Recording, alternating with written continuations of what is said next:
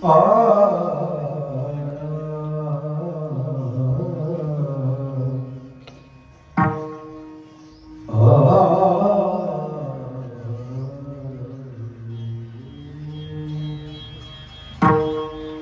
Ram Krishna Hare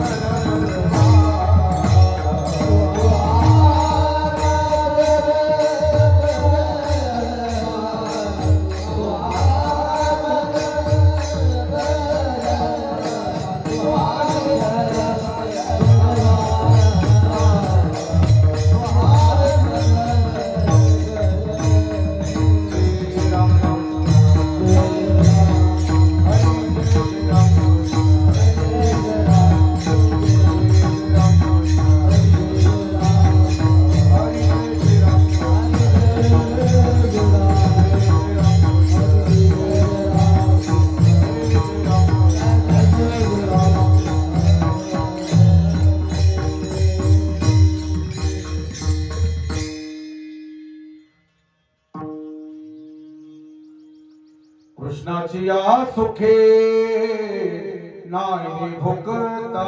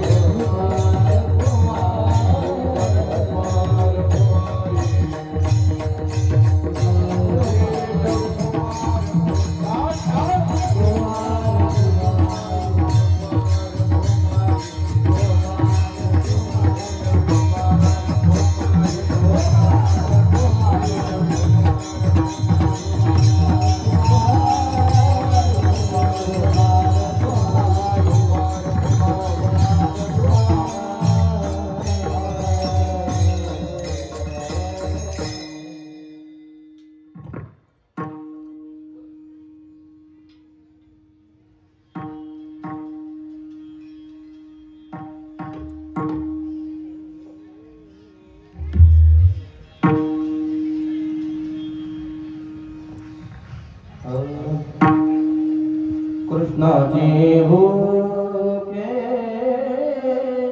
भूक लागत हात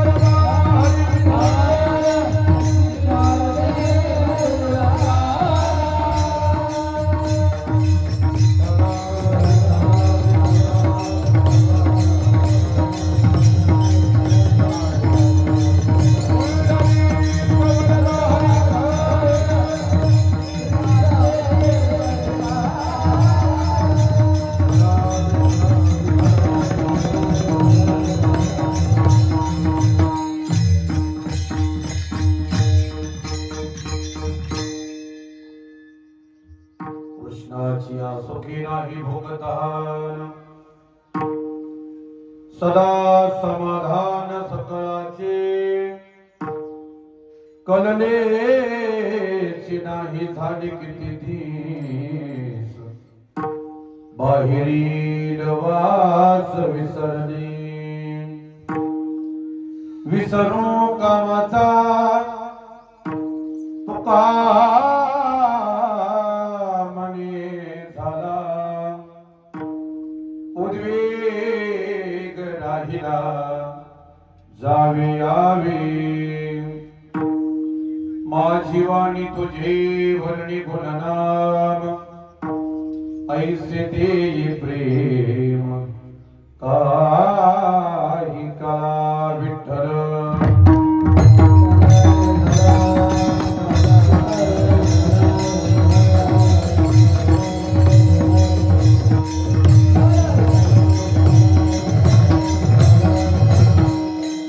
स्वचरण सरोजम सागर नीला भोलाभ जगननिहित पाणी मंडन मंडनानं तरुण तुलसी माला कंदरं कर्जनेत्रं सदय धवलहासं विठ्ठलं चिन्तयामि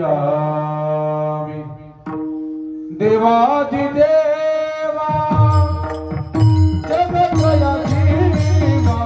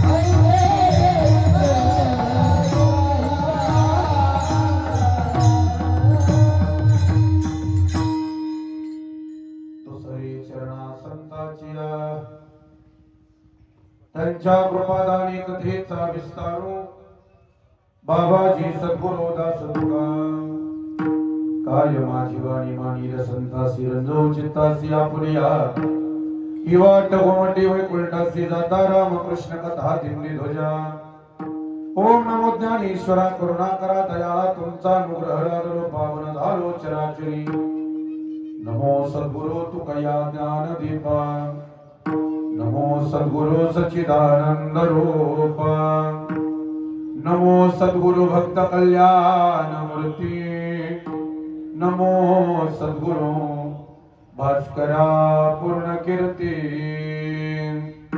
सेवे लागी सेवक झालो सेवे लागी सेवक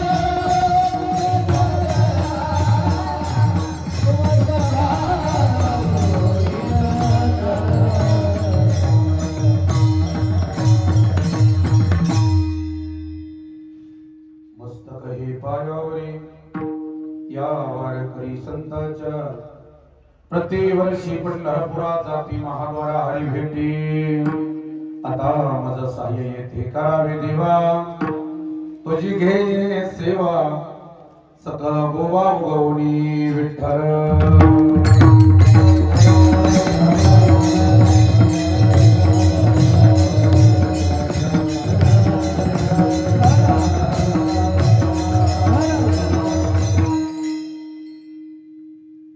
कृष्णाची सुखी नाही भोगतहान सदा समाधान सकाळची कळलेची नाही झाले किती दिस बाहेरील वास विसरली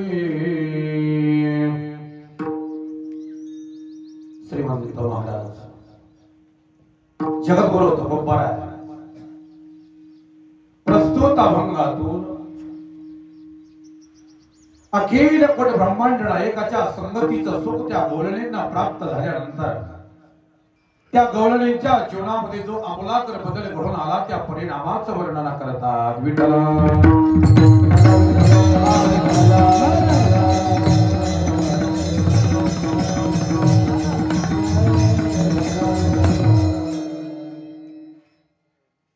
सेवेला प्रारंभ करण्यापूर्वी अल्पसा परिहार देईल सालाबाद प्रमाणे चालू असलेला अखंड हरिनाम सप्ताह आणि त्यातील परमोच्च स्थानाची प्रसादाची सांगतेची म्हणजेच कार्याची कीर्तन सेवा आज माझ्या वाटेला आले हे माझं परम भाग्य. तसा संतोष काका बारकाईने विचार केला आणि सगळी पत्रिका जर पाहिली तर सगळ्यात हलका मीच आहे आणि त्याच्या वाट्याला कार्याचं कीर्तन आलं. एकतर काल्याचं कीर्तन देत असताना समाज असा विचार करतो किंवा सप्ताह कमिटी संयोजक मंडळी असा विचार करतात एकतर काल्याचं कीर्तन अभ्यासू माणसाला असावं नाही तर काल्याचं कीर्तन हे प्रेमाच्या माणसाला असावं. आता अभ्यासाच्या दृष्टीने म्हणाल तर मी शून्य आहे पण प्रेमाच्या दृष्टीने मात्र आपल्या हृदयात आतापर्यंत जागा ठेवली याचा आनंद.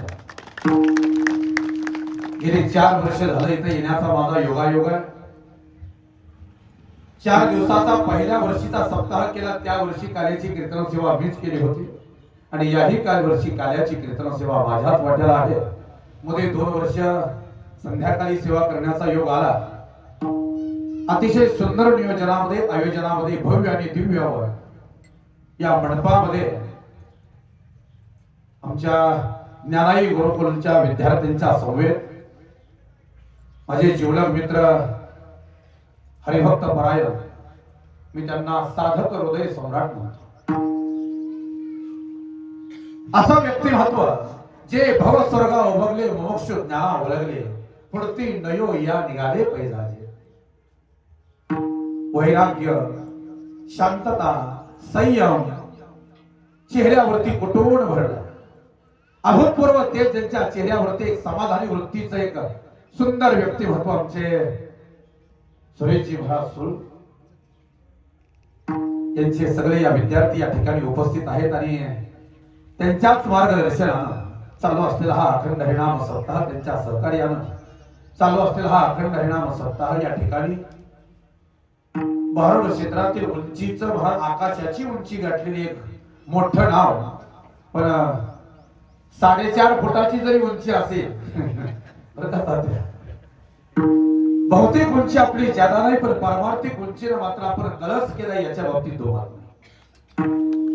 गेल्या 8-10 दिवसामध्ये दादा कोंडके फाउंडेशननं दादा कोंडके हा त्यांचा पुरस्कार त्यांना सन्मानित करण्यात आलेला पुरस्कार. हे आपली भारत खरंच जमेची बाजू. भारुड नेमकं काय असतं भारुडाची तत्व भारुडाची निष्ठा परंपरा. अजून भारुडामध्ये ढोलकी घेतलेला माणूस नाही.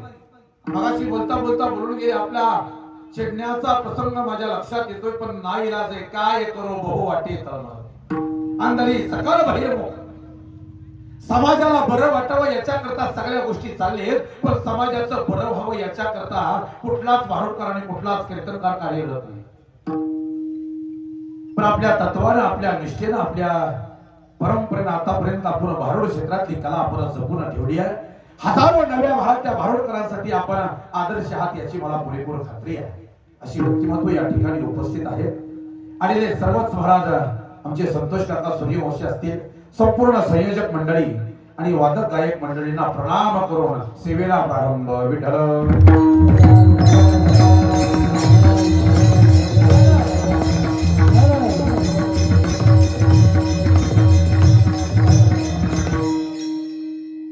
आजचं कीर्तन काल्याचं आहे.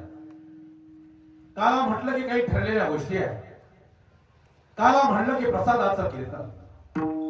7 दिवस केलेल्या सेवेची फलश्रुती आज प्राप्त होणार आहे. तुकोबराय वर्णना करतात, तुका म्हणे श्रम केला अवघा आला फलासी फलास. गेल्या 7 दिवसाचं कष्ट आज तुमचं फळाला आलं. आजचं कीर्तन हे कार्याचं कीर्तन म्हणजे प्रसादाचं कीर्तन आहे, पगाराचं नाही. बरं, पगार हा रजोगुणी आहे आणि प्रसाद हा सत्वगुणी आहे. सत्व गुणातला प्रसाद आज भरा प्रसादाचं कीर्तन आहे. जगद्गुरु तुकोबराय वर्णन करतात, माझा विश्वाचा नियंता पंढरीधीश पांडुरंग परमात्मा किंवा संत महात्मे यांच्यामध्येच काला होतो, दुसरीकडे काला होत नाही. वर्णन करताना महाराज सांगतात, काला करीती संत चरण सवे त्यांच्या नारायण. काला करीती संत जन. महाराज वर्णन करतात, एकतर देव आणि संत यांच्यामध्येच काला होतो, देव भक्ताच्या मध्ये काला होतो. काला दुसरीकडे होऊ शकत नाही. आपलं भाग्य एकाची टाळी झाली चंद्रभागे वाळवंटी आणि माझा ज्ञान राजगोपाल असी लागला. भानुदास गीती गात प्रसाद देतो पंढरीनाथ. विश्वाचा नियंता जगदाधार रुक्मिणी प्राण संजीवन पंढरीधीश पांडुरंग परमात्मा आज तुम्हाला काला देतोय किंवा आज तुम्ही आम्ही जीव काल्याचे अधिकारी आहोत. तसा बारकाईने विचार केला तर तुका म्हणे काला वैकुंठी दुर्लभ आणि विशेष हा लाभ संत. वैकुंठामध्ये दुर्लभ काला आहे. सत्य लोकांमध्ये नाही, ब्रह्म लोकांमध्ये नाही, वैकुंठामध्ये नाही. काला कुठेही तुम्हाला बघायला मिळणार नाही. काला मिळण्याचं एकमेव ठिकाण हे मृत्यूलोक. या मृत्यूलोकामध्येच काला मिळतो. म्हणून जगद्गुरु तुकोबरायांनी प्रकर्षाने वर्णन केलंय, वैकुंठी तो ऐसे नाही, वैकुंठी तो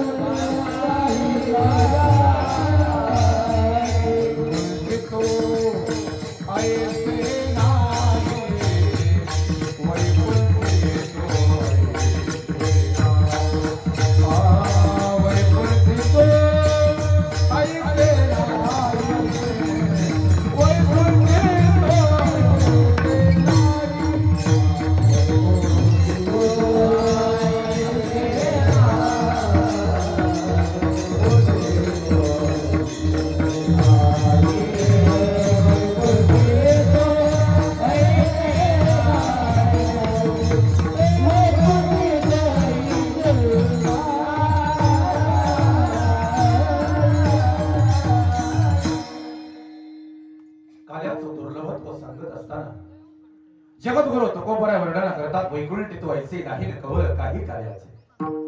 त्याला वैकुंठामध्ये प्राप्त होणार नाही. वैकुंठात काय नाही अशातला भाग नाही. सगळं काही तुम्हाला वैकुंठामध्ये प्राप्त होईल, फक्त कालाच मिळणार नाही, हे विशेष आहे. ज्या वैकुंठाचं वर्णन करताना नाथ महाराज भागवतामध्ये वर्णन करतात, ऐका. जे चैतन्याचे निश्चिते मोसाहुनी श्री भगवंते वैकुंठ रचने तिथे निज सामर्थ्य नांगावया. ते वैकुंठ पाहता साचार अवघे चतुर्भुजनार. धर श्याम पितांबर धर शंख चक्र अवघ्यासी.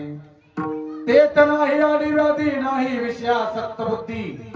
स्त्री पुरुषा समान बुद्धी जाणत शुद्धी उद्धवा. अखिल कोण ब्रह्मांड एक आलं. वैकुंठामध्ये स्वतःला राहण्यासाठी जे निवासस्थान बनवलं त्याचं नाव वैकुंठ आहे.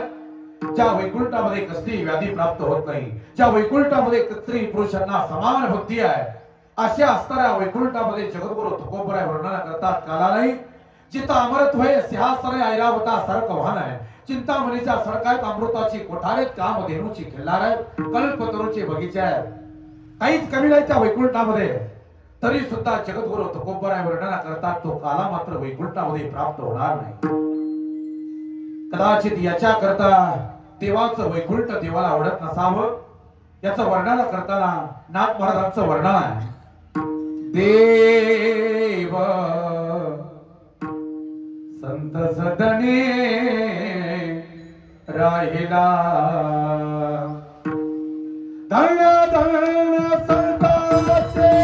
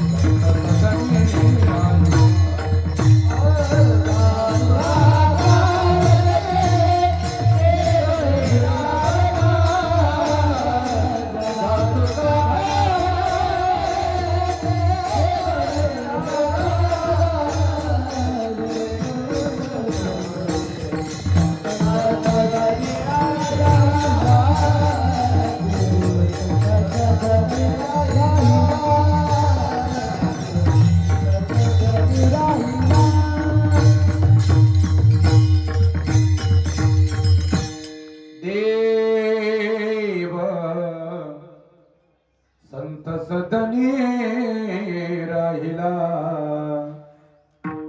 वैकुंठामध्ये काला नाही. काल्याचं भरात दुर्लभत्व संगत असताना महाराज सांगतात, तुम्ही आम्ही जीव भाग्यवान आहोत की आज आपण काल्याचे अधिकारी आहोत. आणि त्या काल्याच्या निमित्तानं जो मी अभंग सेवेकरता घेतलेला आहे, अगदी प्रसंगाचा अनुसंधान साधून घेतलेला अभंग आहे.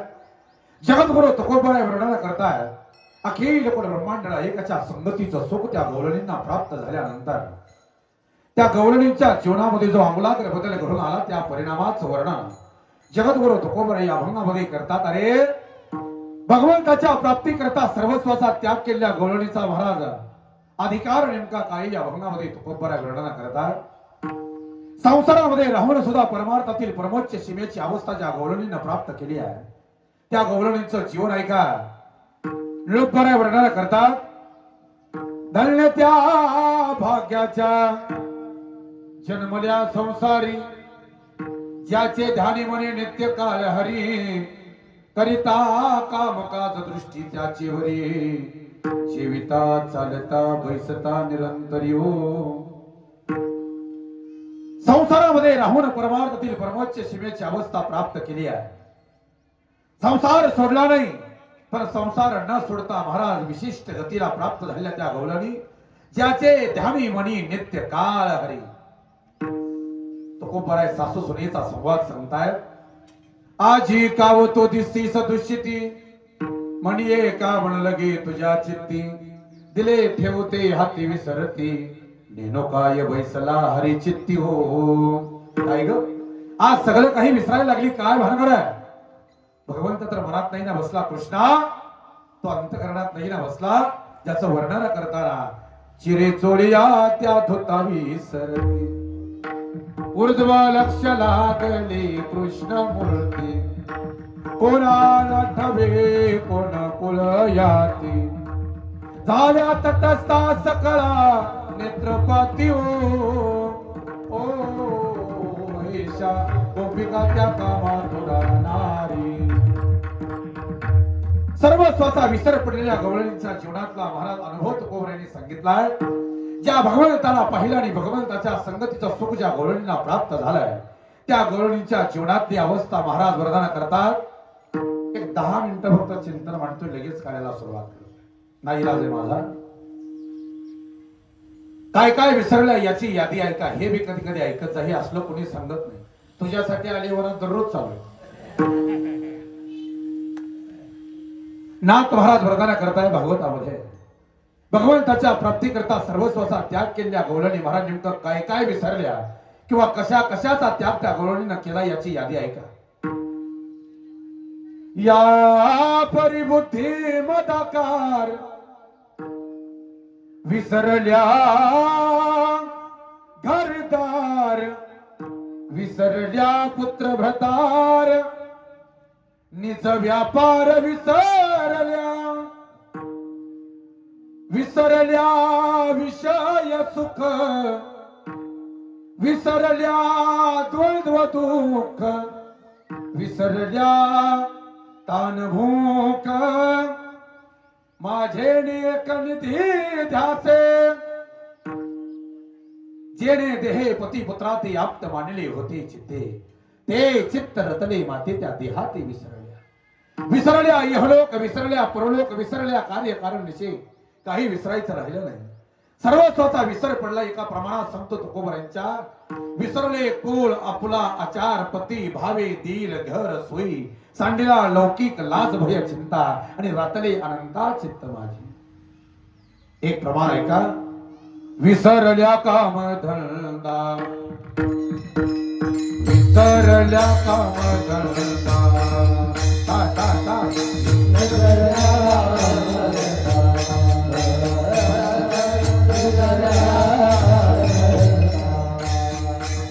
विसरल्या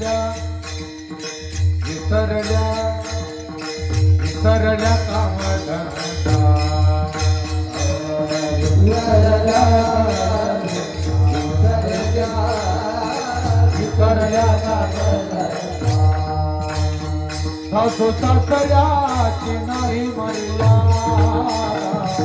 सासू सासऱ्याची नाही मर्यादा कोणी गावा कोणी नंदा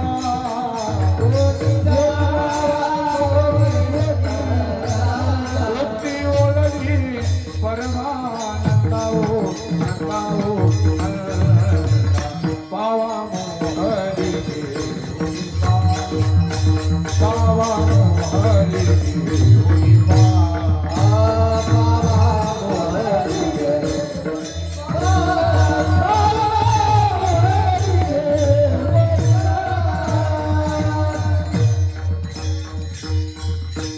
भगवंताच्या प्राप्तीकरता सर्वस्वाचा विसर पडलेल्या गवळणीचं वर्णन करतायत. महाराज सांगतात आता सर्वस्वाचा विसर त्या गवळणीला पडला. कशाचा पडला ऐका. माझ्या भगवंताचा वेणू जर त्या वृंदावनामध्ये वाजायला लागला तर वेड्या पिशा गवळणी व्हायच्या.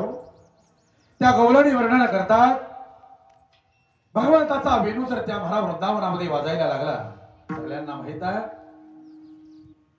बाजे रे मुरलिया बाजे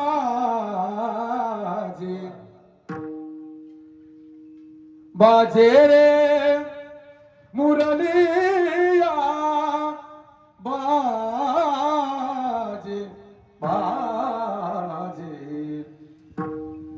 असलं मला लय येतो पण बंधन आहेत मला मी म्हणत नाही. फडकरी म्हणून वावरतो मी.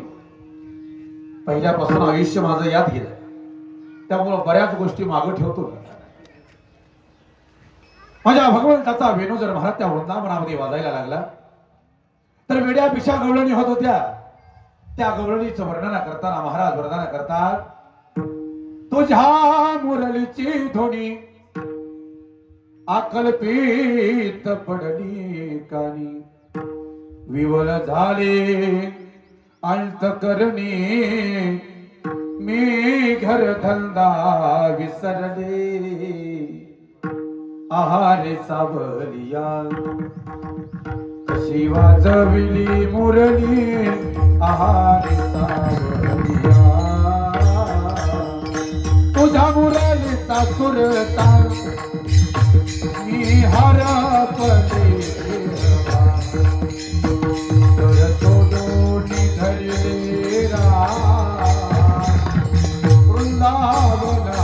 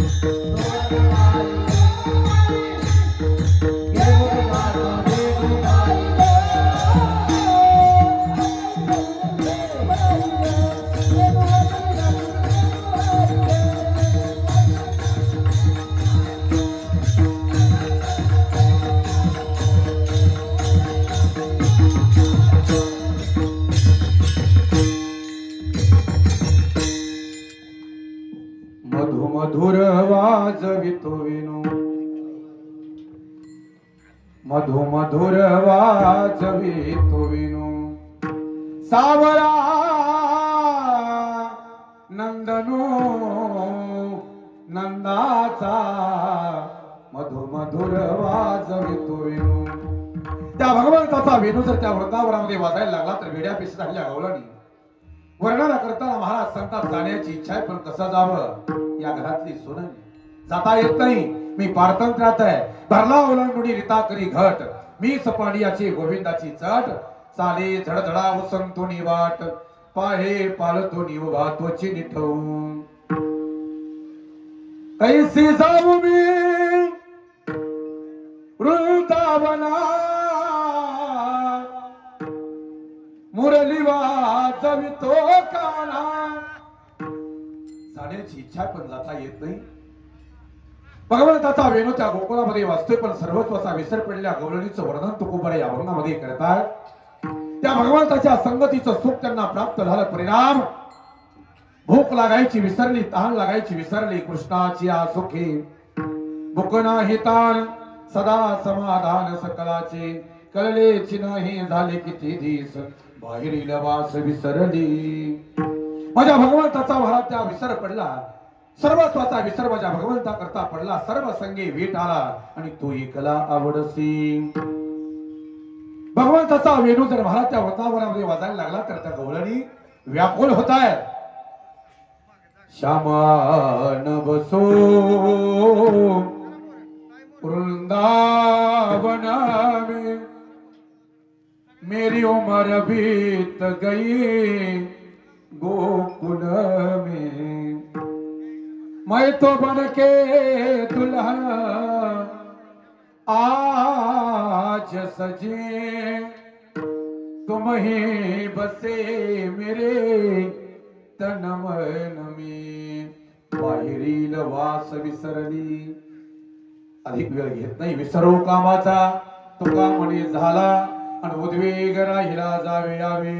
मा जीवानी तुझे वरणी गुणनाम, ऐसे देई प्रेम काही काला विठ्ठल.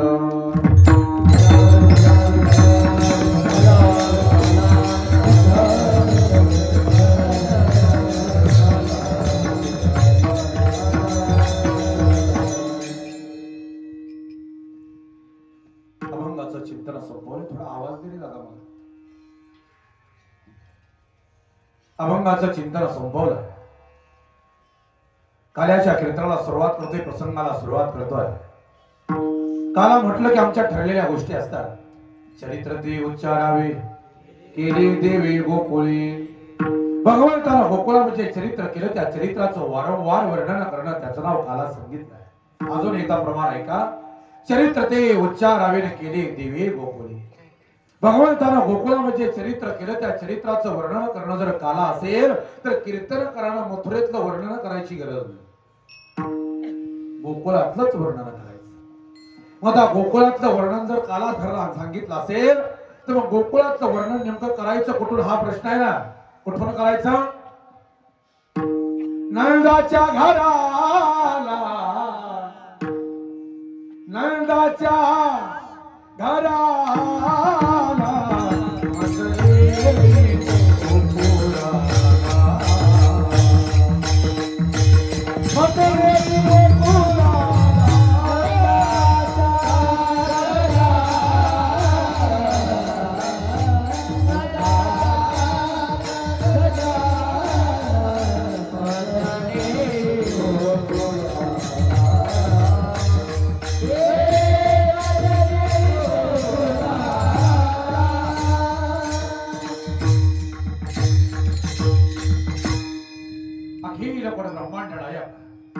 वसुदेवाने देवकीच्या समोर 8 वर्षाची सगुण साकार मूर्ती कारावासामध्ये उभा राहते आणि ती मूर्ती सांगते नंदाच्या घराला, मजने गोकुळाला.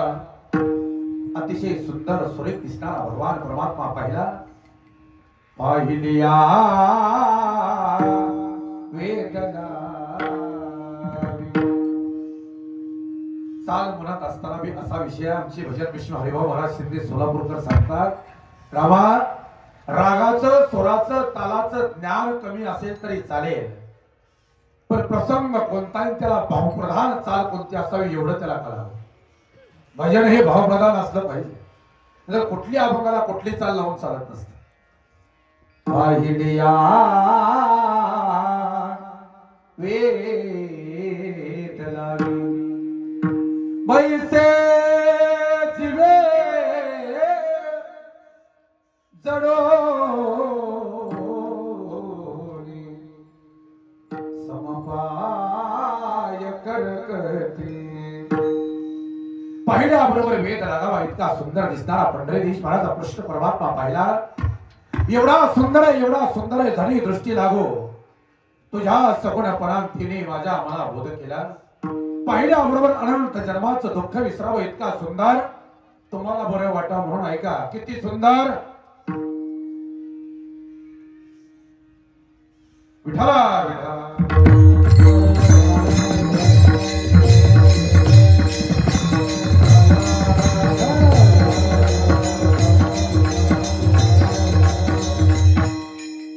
चेहरा कवल है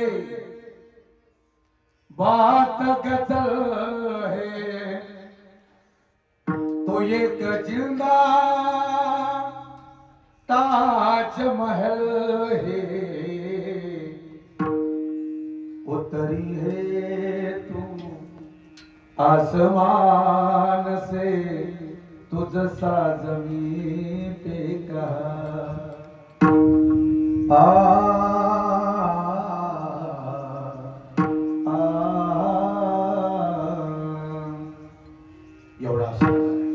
एवढा सुंदर माझा भगवान परमात्मा.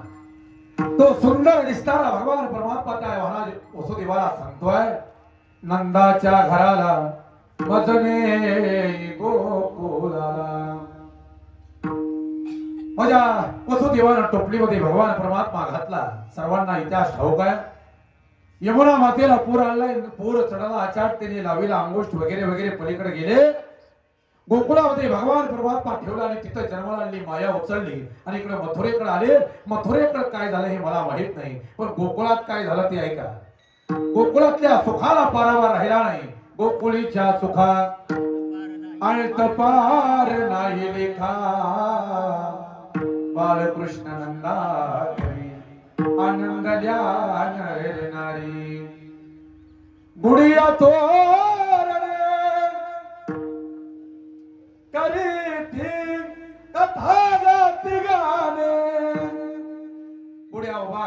तोरणं बांधली गेली, प्रत्येकाच्या दारामध्ये सडा टाकला गेला, महाराज रांगोळी काढल्या गेल्या, प्रत्येकाच्या महाराज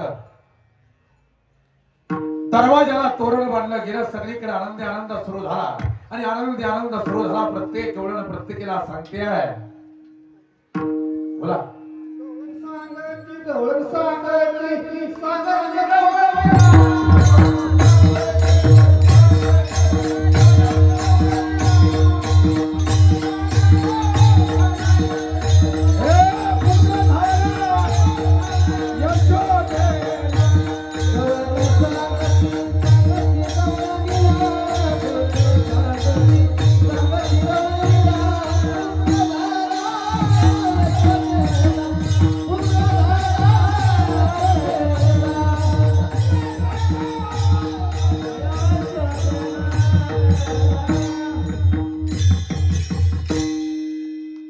प्रत्येक गवळण आपापल्या भारा मैत्रीला सांगते. गवळ्याला सांगे गवळणीला पुत्र झाला यशोदेला. अगं नंद राजाला मुलगा झाला, यशोदा मातेला मुलगा झाला. सगळीकडे बातमी पसरली, गोकुळामध्ये सगळीकडे आनंद झाला. निस्ता भगवान परमात्मा येण्याला आनंद नाही झाला. चिंता ते पळाली गोकुळा बाहेरी, प्रवेश भितरी केला देवे. महाराज वर्णन करतात, गोकुळीच्या लोका झाले ब्रह्मज्ञान, केलिया वाचून जपतप. भगवान परमात्मा गोकुळामध्ये येण्यानं गोकुळच्या लोकांना ब्रह्मज्ञान झालं नाही. दैन्य दारिद्र्यास त्रास आला, घरोघरी झाला लक्ष्मीचा वास. दैन्य दारिद्र्यास त्रास आला, जिकडं पाहिलं तिकडं आनंद सुरू झाला. आणि भगवान परमात्मा आता 12 दिवसाचा झाला. 12व्या दिवशी गर्भमुडी आले, भगवंताचं नाव ठेवलं गेलं, बारसं केलं गेलं आणि हळूहळू आता मोठा व्हायला लागला. ऐका, लहानपणीच यानं काग बगरिटा मारले बालपणी, अवघी दैत्य ठाणे बुडविले. पुत्रा महाबळ भटा सारख्याची फजिती त्यांना लहानपणीच केली आहे. महाराज वर्णन करता, धिक नाही देणे अरे मित्रा एक, पुत्रा कंठ मुक्त केली. मुक्त केला मामा कंस महादोषी आणि माळ हत्याराशी पातकाच्या. आता भगवान परमात्मा हळूहळू आता मोठा व्हायला लागला. किती मोठा झाला याचं वर्णन करताना, रंग तो रंगनी चोरित लोणी, हे हे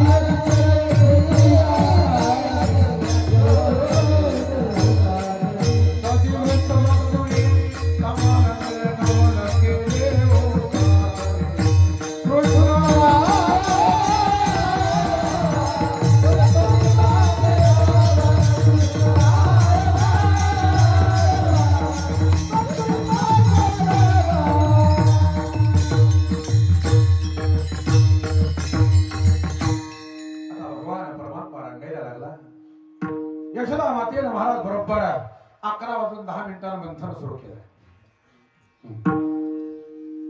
राजरामध्ये मंथन करतात यशोदा माता. भली मोठी रवी मग त्याच्यामध्ये टाकली आहे. भगवंताला लडबड करावी सारखी मध्ये, पुन्हा उचलावं पुन्हा ठेवावं, पुन्हा देवाला यावं, पुन्हा उचलावं पुन्हा ठेवावं. देवाने विचार केला, आई नुसती म्हणते माझ्या काळजाचा तुकडा, हे झालं ते झालं, जवळ सुद्धा घेत नाही, लोण्याच्या जवळ सुद्धा येऊ देत नाही. काय करावं? भगवंताने कला केली आहे. चुलीवरती जे दूध तापायला घातलं होतं ते दूध उतू घालवण्याचं काम महाराजा भगवंतानं केलं. चुलीवरच्या दुधाचा ऋतू गेल्याचा उग्रवास नाकावरती आल्याबरोबर आपल्या हातातलं सगळं काम सोडून यशोदा माता पळाल्या. मला अजूनही प्रश्न आहे, दूध उतू गेल्यावर भगवान परमात्मा जर महाराज एखाद्या माता बहिणीला ओंजळीत असा अमृत देत असेल आणि इकडे जर दूध उतू गेलं तर ते अमृत वाचून काय सुटलेलं नाही. त्या दुधाकडेच पळणार हा स्त्रीचा स्वभाव आहे. यशोदा माता सगळं काम सोडलं आणि पळत गेल्या. आत गेल्याबरोबर माझ्या भगवंतानं संधीचं सोनं केलं. संधीचं सोनं बी करता आलं पाहिजे हे लक्षात ठेवा. आपल्या इंदापूरच्या कचेरीजवळ भोईटे चहा, त्या भोईटे चहाच्या एका भिंतीवरती एक वाक्य आहे. संधी म्हणे अशी असते, कशी असते, चहामध्ये बुडवलेल्या बिस्किटासारखी असते. लगेच उचलावी लागते, नाही तर हातातून निष्ठून जाते. लगेच उचलावी लागते हे लक्षात ठेवा. आम्हाला संधी कळत नाही, वेळही कळत नाही. त्या संधीचं सोनं माझ्या भगवान परमात्म्याने केलं. आई साहेब आत गेले आणि आई साहेब आत गेल्यानंतर बरोबर त्याच्या रांजणामध्ये मंथन करत होत्या. त्या रांजणामध्ये बरोबर डब करवडी मारली. बाहेर आल्या, बाहेर येऊन पाहिलं देव इकडं तिकडं दिसेल. गेला असेल कुठं, नेला असेल कोणी खेळायला, नेला असेल खेळायला. पुन्हा मला मंथन सुरू झालं. गेली 1.25 तास मंथन चालू तरी लोणीच येईना. काय करावं, त्या मंथनातून लोणी येत नाही. काय करावं, काय करावं. शेजारीच्या जाऊबाईला बोलवलं. जाऊबाई अहो 1 तास झालं मंथन करते पण लोणी येत नाही हो, काय करू. अगं उन्हावणी टाकून बघ. ते लोण्याचा म्हणा ते रवी हल्लेल्याचा आवाज तर गोड यायचा. घुम घुम घुमा घुमा करते, घुमा घुमा करते, रे घुमती अनदल्या गवळणी गवळणी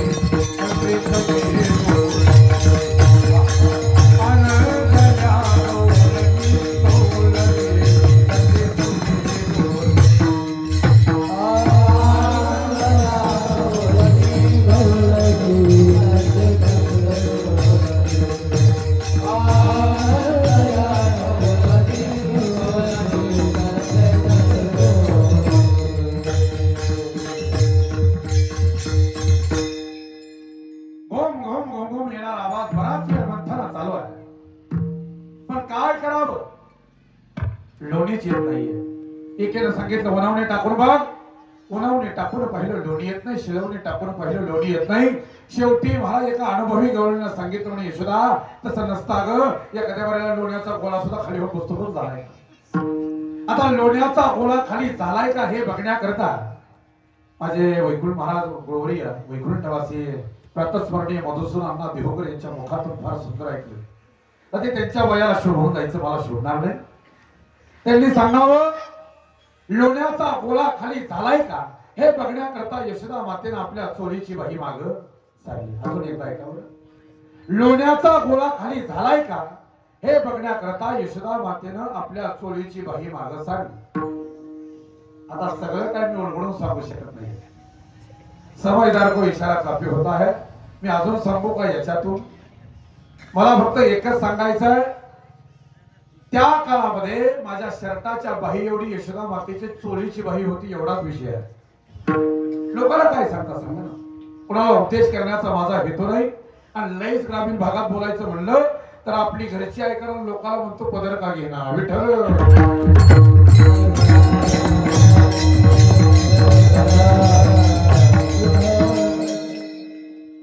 आपल्या चोळीची बाही माग सारली आणि त्या हातमध्ये हात घातला. आतमध्ये हात घातल्यावर भगवंताचं जावळ म्हणा ते यशोदा मातेच्या हाताला लागलं.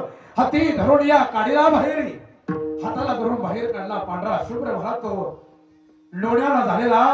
त्याचं सगळं तोंड पुसलं. डोक्यावर यशोदा मातेने हाणून घेतलं. कृष्णा एवढ्या वेळ मी मंथन करत होते. चुकून जर या रवीचा फटका जर तुझ्या डोक्यात लागला असता तर मी काय केलं असतं.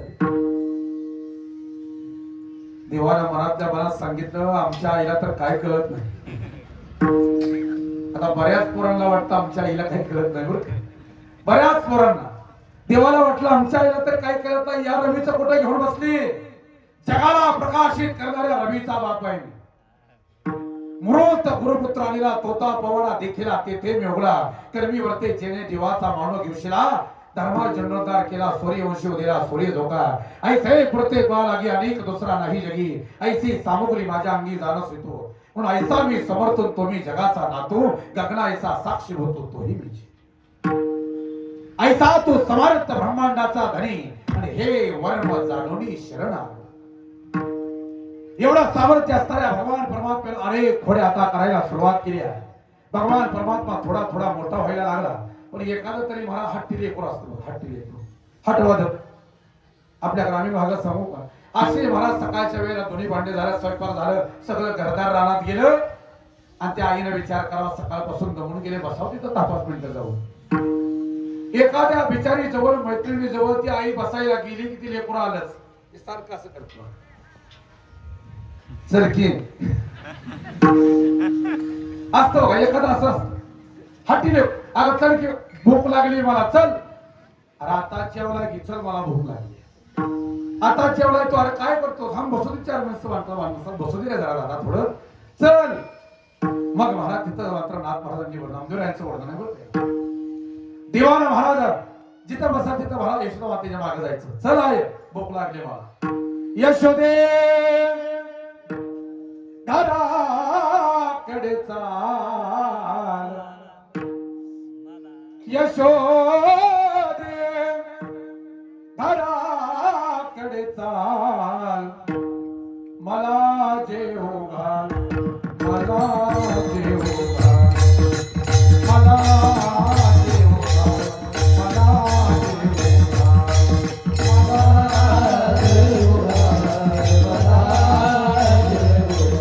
मला जेवू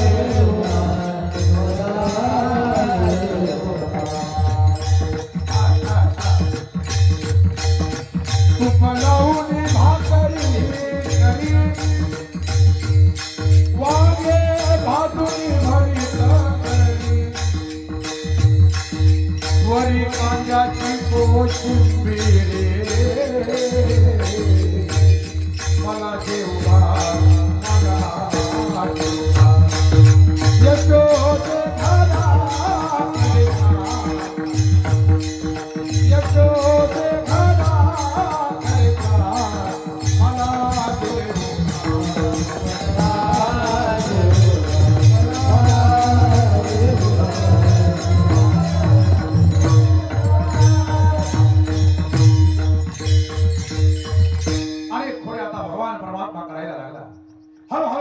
त्याच्या खोड्या वाढायला लागल्या, नाईलाज झाला.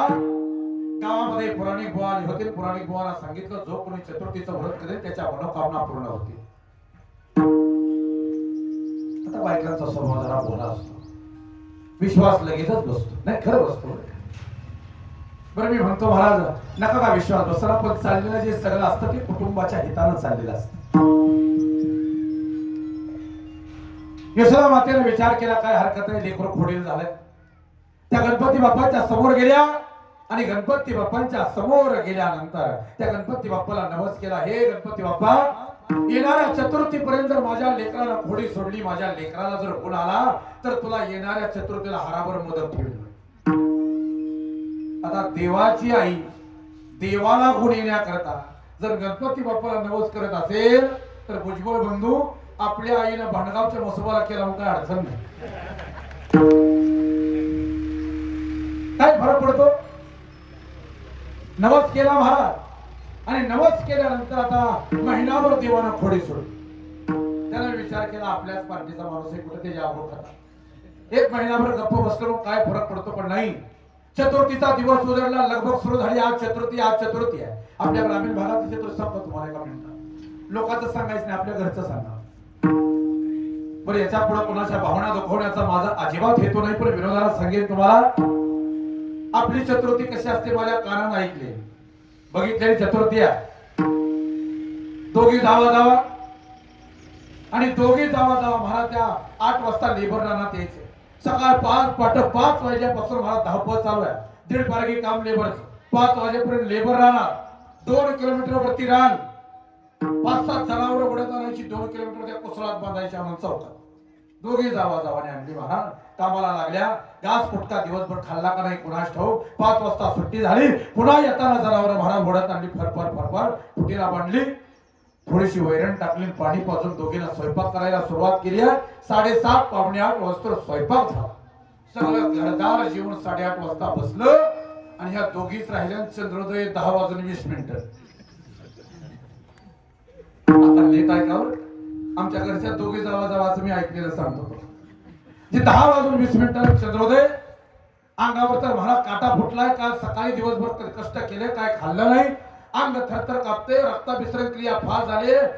काळजाचा ठोका वाढलाय, कपाळावर घाम उभा राहिलाय. काय करावं? 9:30 पावणे 10 वाजेपर्यंत सगळ्या मालिका बघून झाल्या, पण आता मन लागला. कसंच मन लागला. 10 वाजता इकडे ताट तयार आहे महाराज, कापूर तयार आहे, सगळा मोदक तयार आहे, पण चंद्र काय उगवाना. आणि थोरलीनं सोप्या बसून धाकटीला सांगितलं, जागा म्हणजे चंद्र बघून उगवलाय बघून.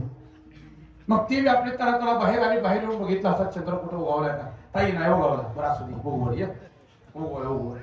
10 मिनिटांना पुन्हा लावली, पुन्हा सांगितलं म्हणे जा चंद्र उगवलाय का बघून. पुन्हा 10 मिनिटांना मला गौरी फुटल्यासारखी तोंडावर माघारी आली की समजायचं चंद्र उगवलं. शेवटी 10:30 वाजून 20 मिनिटांनी शेवटच्या वेळेला आमची धाकटी, बरं का, ही धाकटी पुन्हा गेली आली आणि धाकटीनं सांगितलं, बाहेर गेली, उगवलाय का ग चंद्र? ती आत आली, तिनं सांगितलं ताई अजून नाही चंद्र उगवला. मग तिनं थोडीला बस तसा जाळ व्हायला काय की त्याचा म्हणजे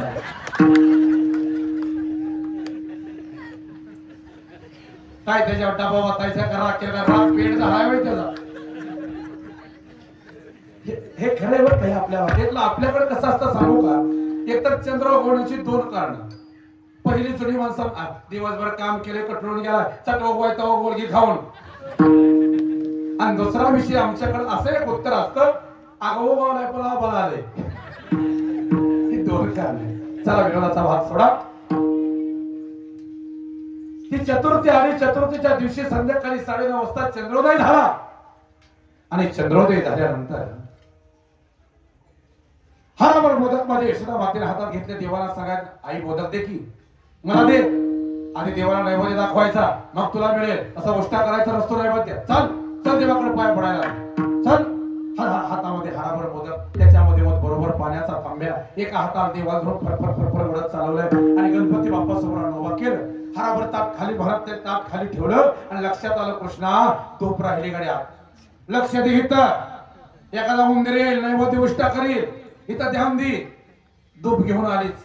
देवानं सांगितलं, कशाला येईल उंदीर, एवढा मोठा बोका असतात, कशाला येईल उंदीर? आई साहेब आत गेल्या. अजून ऐका, आई साहेब आत गेल्या आणि आत गेल्यानंतर गणपतीकडे बघत बघत त्याला हराभर मोदक मटा मटा मटा मटा 2 राहिले, त्यातला 1 खाल्ला, एकातला अर्धा राहिला, अर्ध्यातला अर्धा खाल्ला, राहिलेला तुकडा असा गणपती धरला. ते तोंडाला चिकटवला, तेवढा तोंडाला चिकटवला आणि तोंडाला चिकटवून 2 चुटक्या वाजवल्या आणि 2 चुटक्या वाजून रागाला बघून सांगितलं, हे बघ आई जर आली आणि काय विचारलं तुला आणि तोंड बिंड जर तो उघडलं, इतका मारीन तुला. कोण सांगतोय? पण मी म्हणतो, गणपती बाप्पाचे कशी ताकद आहे, जगाच्या बापा पुढे काय बोलावं. जयापासून सकल महिमंडळ हे झाले, जिने हे विश्व निर्मिले महर्षी दिवा संस्था. एक कलेने कंठाव्याची म्हणून या येणे निर्माण केली 14 भुवने. त्या बापाच्या पुढे काय बोलावं. गणपती बाप्पाने मान खाली घातली, बसलं. आई साहेब आत आल्या, पाहिलं हराभर मोदक मोकळं. कृष्णा काय झालं? आता आई देव सांगताय, आई मी खरं सांगतो, पण तुला खोटं वाटतं, मी तरी काय करू म्हणे. तू आत गेली आणि आत गेल्यानंतर 1000 उंदरं आली. त्या 1000 उंदरामध्ये एक मोठा मंदिर आला आणि त्या मोठ्या उंदरावरती एक मोठ्या पोटाचा बाबा बसून आला आणि माझ्याकडे बघत बघत सगळे मोदक खाल्ले. मी सांगितलं का त्या आईनं केलेत, माझ्या 2 तरी मला ठेवू, पण एक सुद्धा मोदक आई मला दिला नाही. आता किती खरं होतं, सगळं खोटच होतं. पण नीट ऐका, आदरमाने राहुल धर्माची संस्थापना करणारा माझा भगवान परमात्मा, ज्याचं वर्णन करताना नाथ महाराज सांगतात, असा कसा देवाचा देवबाई ठकरा, असा कसा देवाचा देवबाई ठकरा, असा कसा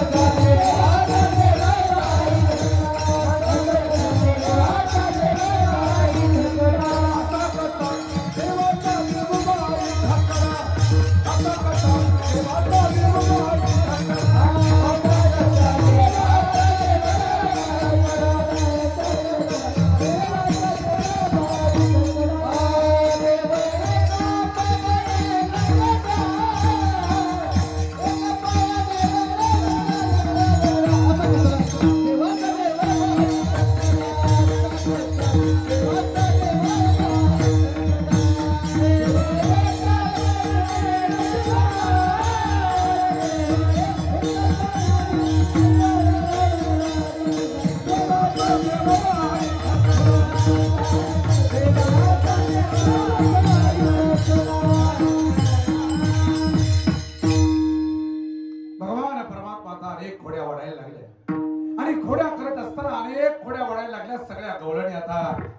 गारानं घेऊन यायला लागले. यशोदा मातेकडं गारानं घेऊन येत आहे आणि सगळ्या गवळणी गारानं घेऊन येत असताना महाराज मी एक वाक्य सांगू का? कुठल्याच आईला वाटत नाही माझा मुलगा वाईट, कुठल्या आईला वाटत? तुम्ही एखाद्याला जाऊन सांगा, काकू काल तुमचा पप्पा दारू पिला, म्हणा बघतो तुम्ही 2 मिनिट असं बघील, कपाळा वाटी पाडील आणि तुम्हाला काय सारखं पेतय काय नव्हती पेल असेल एखाद्या वेळेला पोराच्या नादाला. बरोबर, कुठल्याच आईला वाट. तिचं म्हणणं बी असं असतं, आमचा पप्या 1 नंबर आहे, मित्र लय नालायक काय तुझ्या. आता आपलाच गंगाधर शक्ती म्हणे, तिला कोणी सांगायचं? आपलाच कॅप्टन आहे, ह्याच्याच माग पावला पाऊल टाकून चालते सगळी, कोणी सांगायचं नाही. कुठल्याच आईला वाटत नाही माझा मुलगा वाईट आहे. महाराज मी काय सांगतो ते का? सगळ्या गवळणी गाराला घेऊन यायला लागल्या, पण यशोदा मातेला ते बरं वाटलं नाही. यशोदा माता उलट त्यांना सांगतायत, माझं लेकरू असं नाही म्हणे, माझं लेकरू बालस गुणा गुणाचे ताने बालिसे गोंधळ वाणे, बालस गुणा गुणाचे